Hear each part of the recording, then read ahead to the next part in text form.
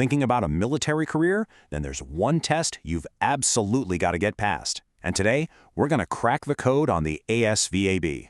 We are going to break down some of its toughest sections and turn what looks like a complex problem into a few simple, logical steps. So, what's that one thing you have to do to get your military career started? Well, it all boils down to this.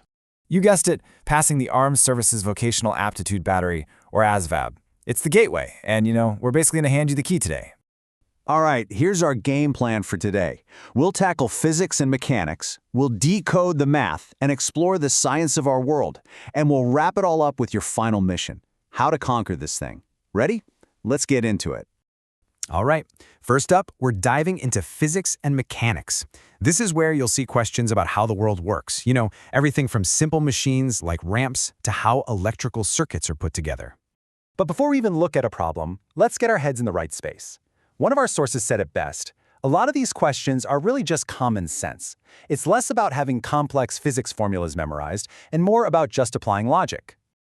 Okay, let's see this in action with a classic problem. We've got a 150-pound barrel on an inclined plane, basically a ramp. This is all about simple machines and mechanical advantage, the kind of stuff you might actually see in field engineering. The question is, how much force do you need to keep it from rolling down? So the secret here isn't some crazy physics formula, it's just a simple ratio. First, what's the ratio of the ramp's height to its length? Well, that's 3 feet over 9 feet, which is just 1/3. Easy enough? Now, you just apply that same ratio to the barrel's weight. What's 1/3 of 150 pounds? Yep, 50 pounds. That's it. See? No complex formulas, just logic. Now, of course, you do need to know the basics, and it doesn't get more basic than Newton's laws. First, you've got inertia. An object in motion stays in motion. Second, the famous F equals ma. Bigger things need a bigger push. And third, action-reaction. For every action, there's an equal and opposite reaction. Honestly, these 3 laws are behind almost every mechanics question you're going to see. All right, let's take that same logical thinking and apply it to an electronics question. Here, we've got a parallel circuit. Now, if this was a series circuit, you just add them up. But this is a parallel circuit, which means the electricity has a few different paths it can take, and that changes everything. So, how do we figure out the total resistance? Okay, let's break it down. The formula looks a little weird, but it's not so bad. It's 1 divided by the sum of 1 over R1 plus 1 over R2. So that's 1 over 1/25 plus 1/100th. Let's get a common denominator on the bottom, that's 100. So we get 4 100ths plus 1 100th, that's 5 100ths. Now our whole problem is just 1 divided by 5 100ths. And to do that, you just flip the bottom fraction. So 100 divided by 5, and we get our answer, 20 ohms. Done.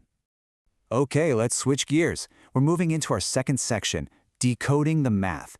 ASVAB word problems love to hide a really simple math problem inside a bunch of extra words.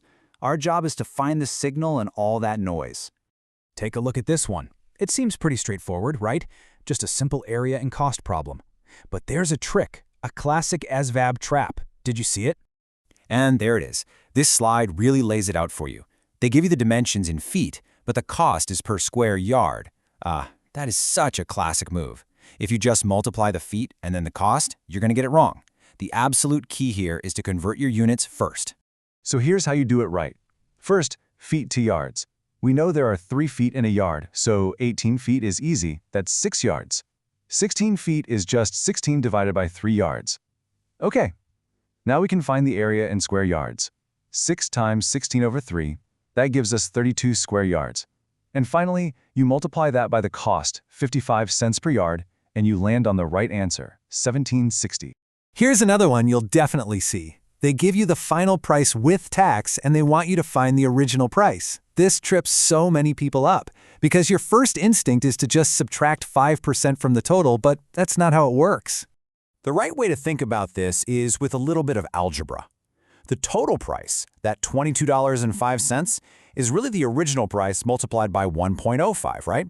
That's the 100% original price plus the 5% tax.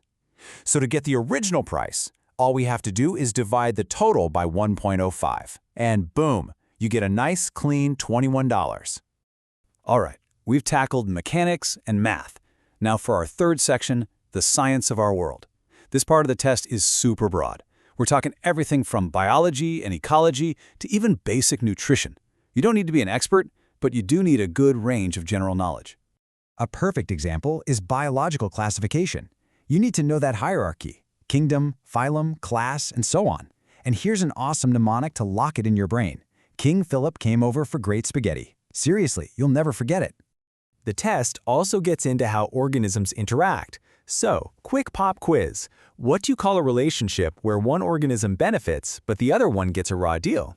And the answer is parasitism. One benefits, the other is harmed. And you got to know how that's different from mutualism, which is a win-win for both, and commensalism, where one benefits and the other one, well, it doesn't even notice.